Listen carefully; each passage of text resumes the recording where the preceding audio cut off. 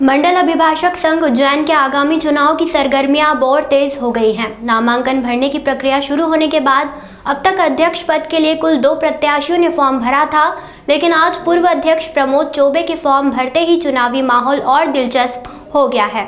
मंडल अभिभाषक संघ के आगामी होने वाले चुनाव अब और भी दिलचस्प हो गए हैं। दरअसल नामांकन भरने की प्रक्रिया शुरू होने के बाद अब तक अध्यक्ष पद के उम्मीदवार पर 2 अभ्यर्थियों ने ही फॉर्म जमा किया था। इनमें बार एसोसिएशन के पूर्व अध्यक्ष सुरेंद्र चतुर्वेदी एवं पूर्व अध्यक्ष अशोक यादव शामिल थे।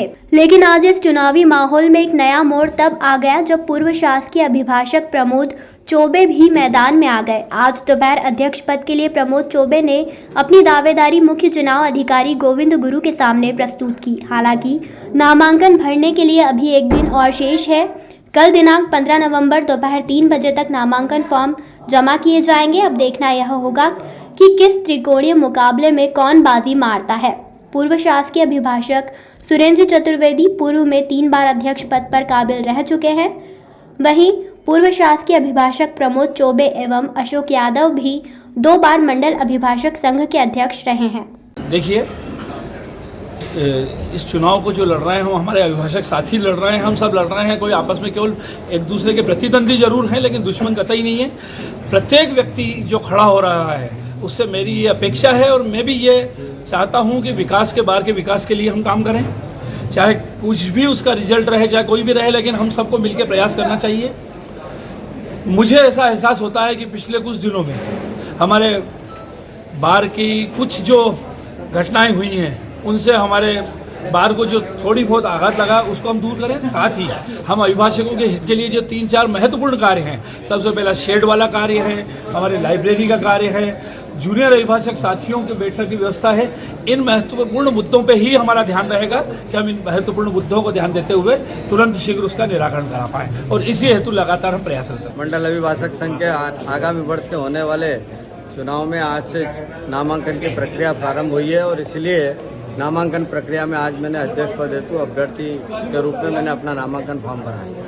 क्या क्या योजनाएं ली इस बार अभिभाषकों के लिए? अभिभाषकों के कल्याण के लिए कार्य करेंगे। जो कार्य नहीं हुए हैं वो सारे कार्य करने के प्रयास किया जाएगा, और हमारे यहाँ पर काफ़ी कार्यों की गुंजाइश है। अभिभाषकों के लिए शेड का निर्माण करना है, नए चैम्बर्स बनाने का कार्य करना है। कोरोना काल में जो भी कष्ट हम सब लोगों ने, वकीलों ने उठाया है, उन समस्याओं का निराकरण भी करने का प्रयास करेंगे। और वकीलों की सुरक्षा के लिए जो प्रोटेक्शन एक्ट है उसके लिए भी संघर्ष करेंगे। ऐसे कई कार्य हैं। लाइब्रेरी को अपडेट किया जाएगा, उसके साथ साथ में विकास की कई योजनाएं, हमारे यहाँ रास्ता निकालने का एक बड़ा काम है, अभिभाषकों के वाहनों के लिए शेड बनाने का एक बड़ा काम है।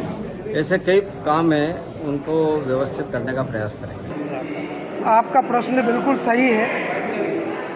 जिला अभिभाषक संघ उज्जैन के अंदर जो निर्वाचन हो रहा है, हमेशा ही बाहर के जो आदरणीय मतदाता हैं, मैं उनके बीच वर्ष भर काम करता हूं, उनकी समस्याओं के लिए संघर्ष करता हूं, उनके लिए लड़ता हूं। इसीलिए बार बार लड़ता हूं। मैं 2012 में भी अध्यक्ष रहा, 2020-21 के अंदर भी अध्यक्ष मैं रहा हूं, और मुझे यहाँ पर यहाँ के जूनियर मतदाता और सीनियर मतदाताओं का अपार स्नेह, प्रेम और उनका आशीर्वाद मिलता रहा है। इसीलिए मैं पुनः इस बार ये 2023 के निर्वाचन में मैं यहाँ पर खड़ा हूँ। मैं चाहता हूँ कि मेरे द्वारा जो शेष जो कार्य रह गए थे उसको पूर्ण करने के लिए मैं पुनः मैदान में आया हूँ।